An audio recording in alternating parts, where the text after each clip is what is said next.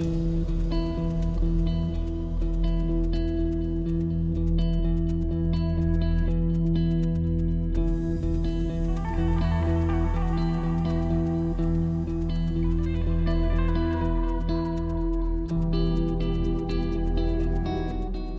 students, I am Dr. S.K. Bose. I have been associated with Faculty of Law, Manav University for last 2 years.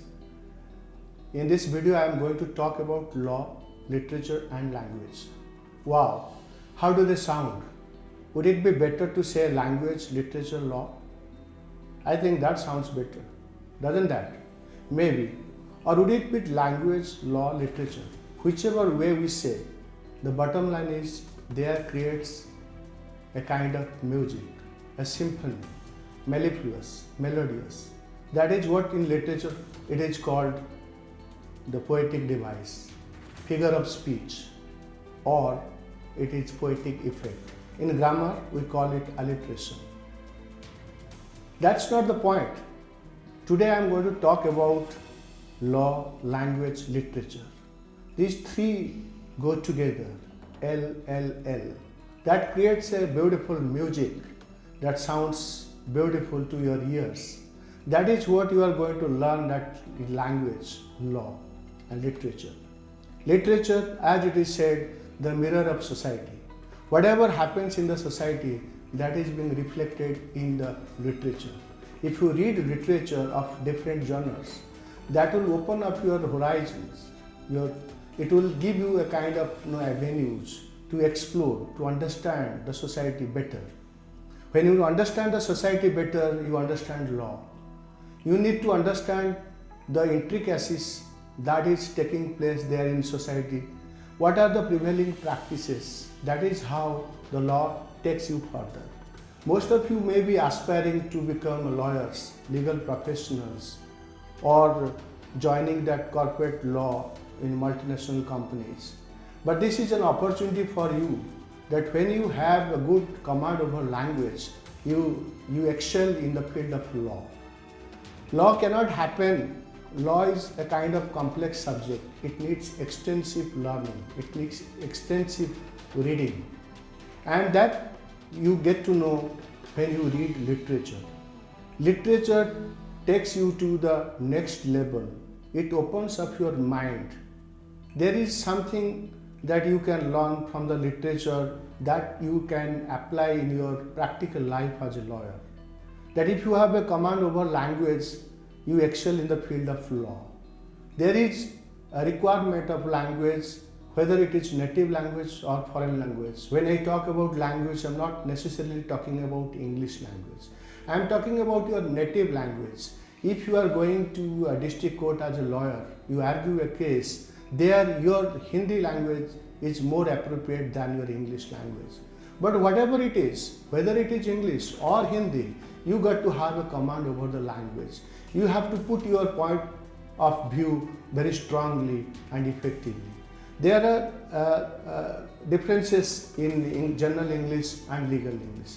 Talking about legal English, that talks about idioms, phrases, maxims, and all kind of terms and terminologies that are not used by the general English, that one who understands or one who reads the general English. In our university, I have just introduced in the curriculum that rhetoric. Rhetoric is the art of persuasive speaking and writing.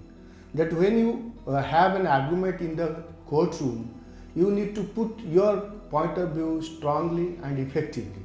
There you will be using a lot of terms and terminology. These are called legal maxims.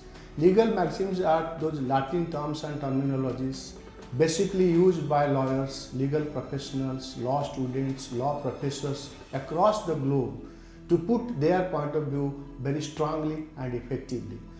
So these are the terms used by lawyers, jurists, and even the law professionals. So why do they use? They use them to make their communication quite effective. That communication could be oral as well as written. So when you use certain vocabularies, certain terms that cannot be understood by general people, this is what we call it legal English. There is a kind of the requirement that for law students to hone their skill for making a kind of argument there in the courtroom. So, talking about that command over language, why do you think that law firms happily hire law students like you at a much higher salary than any other entry-level job in the country? It is often said that language can make or break your career. It is your command over language that makes you eligible. People with good command over English language are invaluable to law firms. One more important thing is that you got to have flawless English. Flawless English is a must. And it is not just law firms, it is pretty much anything you may do as a lawyer. Those with good command in English will do better than the rest. You are disadvantaged if your English is not good enough. People will even assume that you have low levels of intellectual ability. No matter how wrong they are, it will restrict your professional success. That's how it works. Societies, that's how it works. For interviews, to get into college societies, to job application, you are slaughtered for less than perfect English. Writing correct English is more important than speaking flawless English. As far as a law student is concerned, usually writing perfect English is way more important than speaking. It is extremely important to write error-free English if you want to excel as a legal professional. Everyone has their pet mistakes that may think are correct usage. Friends do not point it out, maybe out of politeness, and strangers judge. One of the most important tools you can use to get rid of the mistakes is to prepare a list of frequently made mistakes, which can be found in English textbooks and on the internet. I always try to eliminate them by making a list of English language where you make common errors. Bad English will kill your reputation and not will take you any serious, or people will not take you seriously. Use the most simple language to start. Make a rule for yourself that I shall write only simple sentences for the next 1 month. That should help you to cure this disease. Use a word that you would expect a 15-year-old kid can use. That is how the beginning happens. But that will be altogether different ball game when you are writing an academic paper or constitution of your secret society.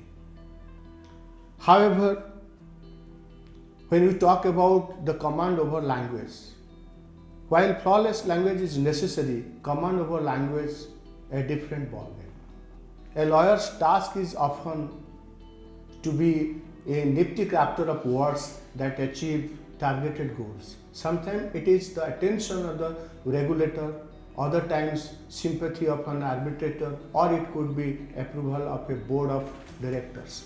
Everything, and most importantly, huge sum of money hang on balance on your word when you are a corporate lawyer at the highest level. Are you ready to take your command over English to that level? You must address the basics first. You will be taught more specifically on how and what sort of English you can use. Memos, legal judgments, exam papers, conference papers, so on and so forth. Of late, I have introduced rhetoric, the art of persuasive speaking and writing. In our university, this course is a tactical course. It's a course that how to speak better and how to write better. It's a course that addresses the theory of rhetoric as it has been developed from the ancient world. The terms of terminology and legal maxims. This is how we will be using that very often in your legal English. Reading textbooks, reading literature, that would hone your skill as a legal professional or as a lawyer. I was talking about know your society to understand law better. And lawyers are the social engineers.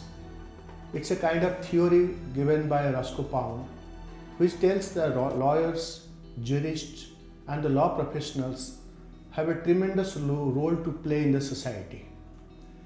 They are the real engineers. They don't have to construct the buildings or the mansions.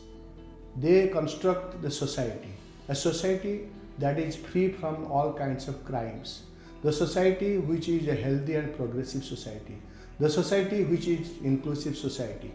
That sort of information you get when you study literature.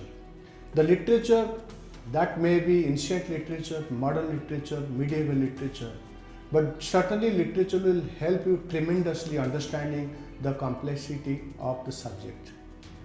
At times you find certain things are quite complex and beyond your understanding. But by reading extensive and intensive literature, that will definitely help you to have a kind of skill and equipment to understand some kind of difficult and complex texts. Comprehension that you will be reading, or you will be appearing different judgments, that where you go through the judgments and find the judgments are beyond your understanding. Through that regular practice, by doing regular practice, you can overcome these kind of difficulties, and you will polish your skills. That will happen only when you take that law, literature and language together. You don't have to see, or you don't have to study law in isolation. When you study law, you study literature. When you study literature, you also study language.